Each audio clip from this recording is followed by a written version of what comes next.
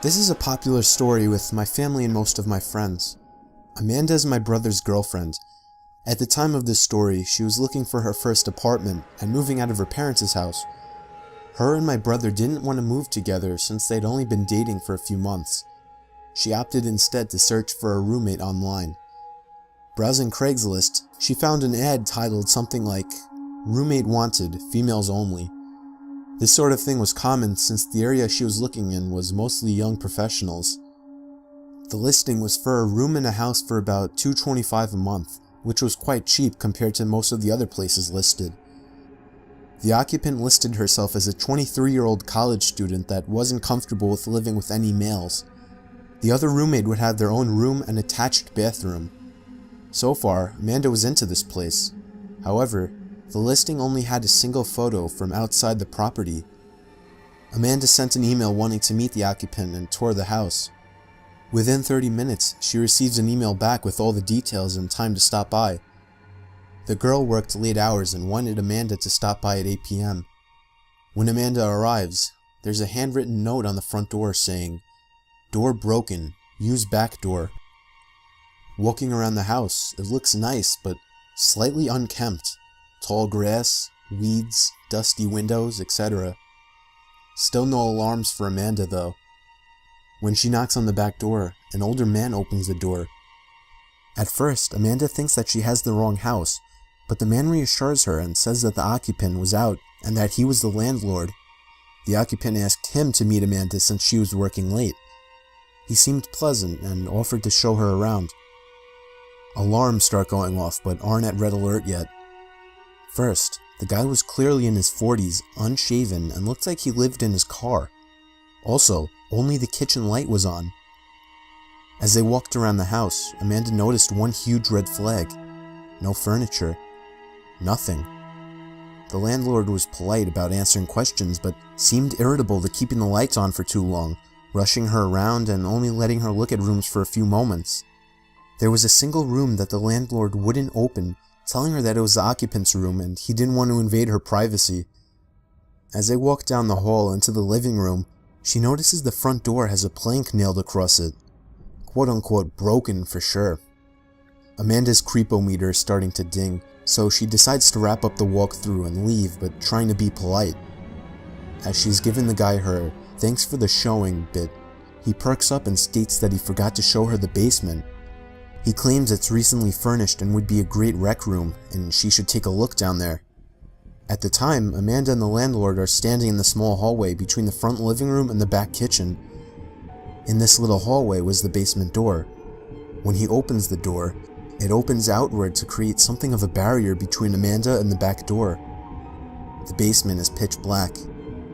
He smiles, motions down the stairs, and says, "Ladies first." What happens next is nothing more than a stroke of luck. Amanda gets a text just as some random person parks in front of the house. Thinking on her feet, she pretends it's a phone call and answers her phone. "Hey, yeah, are you here? I'll come out from around back and let you in. It's great, you have to see it."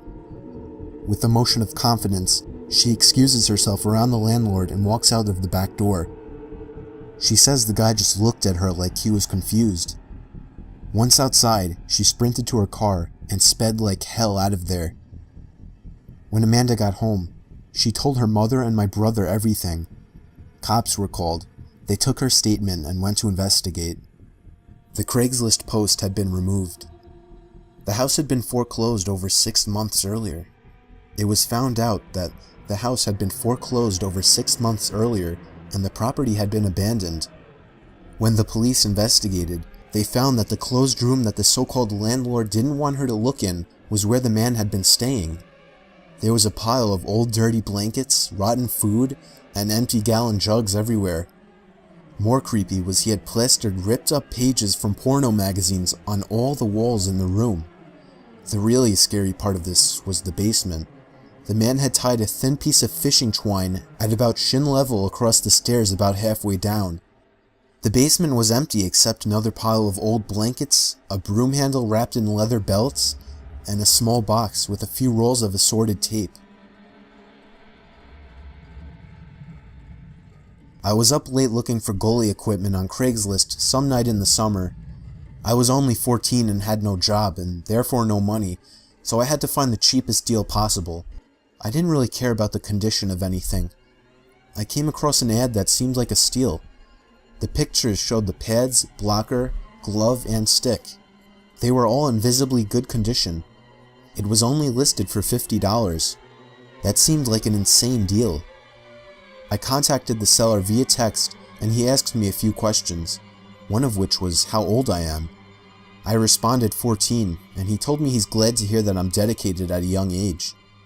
It didn't really seem weird to me what he said at the time, but now that I look back on it, I should have been wiser. I asked the seller for his address, but he instead asked me what town I'm from and that he could just meet me somewhere walking distance from my house. I didn't know how I felt about this, but I really wanted that equipment. We agreed to meet in the parking lot of the mall, which is literally down the block from my house. I stood alone in the exact spot I described for a few minutes, until I heard somebody toot their horn. I noticed a white van parked away from all the other cars, and then I received a text saying that he was in the white van. I replied telling him to come out with the equipment, but he said it would be easier to do the transaction in the van. I had a really bad feeling about this and hightailed away from there. I ran down the block, and when I looked back, I saw the white van driving down the street behind me. Now there was someone in the passenger side as well. I didn't want to lead them to my house, so I cut into some random person's backyard and hopped over the fence. I was on the opposite side of the block now, hiding behind a bush. Within 20 seconds, the white van passed by and turned the next turn, vanishing from sight. It was safe to run back to my house now. My parents flipped shit on me when I told them about it. I didn't get the tag number or a good look at their faces, so all they could report was a suspicious white van. The Craigslist ad was taken down, so I couldn't show it to my parents. I thought it was over, but that night, I heard a vehicle engine running outside. I looked out my window down to the street and saw the white van sitting across the street, but as soon as I looked out the window, the van drove off down the road out of sight. I haven't seen it since. I don't know if they saw me or not, or if they somehow found my address. It makes me paranoid to this day. I was selling a dining room set on Craigslist. I listed it for $1,200, but put slightly negotiable in the title. It was a good-looking set, but I wasn't getting any offers. I did live in the country though, so not a lot of people lived in my town. I finally received a call about the set. The man on the other end of the phone had a very shaky voice, and he sounded a bit off, but I can't really explain how. He wanted to check out the set to make an offer, so I gave him my address, and he said he would be over within the hour. I dusted off all the furniture one more time to make it look as nice as possible. The doorbell rang within 10 minutes. I was shocked. He must have lived really close, which in my area was very surprising. I opened the door and immediately felt uncomfortable about letting this man into my house. He was wearing a white undershirt with yellow stains scattered all over it. His pants were way too baggy and had a few tears in them. His gray mustache stained brown in the middle, and his hair a complete mess. Basically everything you shouldn't look in public, he looked. Basically everything you shouldn't look in public, he looked. He greeted me with a hello in the same shaky voice as before. I invited him in and he immediately caught a glimpse of the dining room set, since the dining room is the first room you see in the house. He began walking around really slowly, making weird sounds and making sure to feel every inch of every piece of furniture. I was very weirded out watching this and decided to break the silence by bringing up the price. I reminded him that my asking price was $1,200, and then he stopped, looked up at me, and gave me the most unnerving smile I had ever seen. "How about $500? He asked me. I laughed a bit at the insane offer, almost thinking he was joking, but when his smile turned to an angry expression, I knew he wasn't. I apologized and told him that's much too low for me. The lowest I would be willing to go is $1,000. The man then started acting even weirder. He put his hands up to his head and started making strange noises again, pacing back and forth. He then looked at me with a look of anger and hatred. This man was not right in the head. I realized it just then and there, and I needed him out of my house. I apologized to him again and thanked him for coming, which was the most obvious way of me letting him know it was time for him to leave. But he didn't move. At this point, the stare he was giving me was obviously a stare of malice. This man was much bigger than me, and I didn't think I could take him in a fight. But then the man moved his hand to his back pocket, and I quickly assumed he was reaching for a gun. I ran upstairs to my bedroom to my closet, leaving the man alone in the dining room. In my closet, I grabbed my .45, loaded it, and took cover behind the wall, sneaking a peek into the dining room. The man was gone.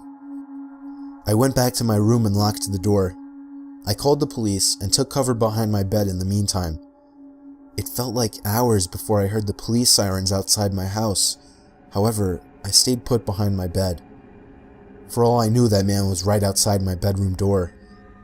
Thankfully, I hadn't locked the door, and I heard the police enter my house. I left the bedroom with my hands raised and showed them my ID.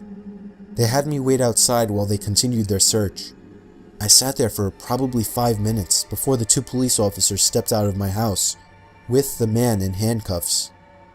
They told me something disturbing. He was hiding in my pantry closet with a loaded gun. I feel it's only a miracle that the police weren't shot at, but the thing that still haunts me the most to this day was the look that man gave me through the window of the police car as it drove off. A look of malice and hatred, like the first thing he would plan to do after getting out of jail would be to come back for me. I'm still thinking about moving. I can't deal with the constant paranoia of that man coming back. All I can say that can be learned from this is to be very careful when giving your address to people from Craigslist.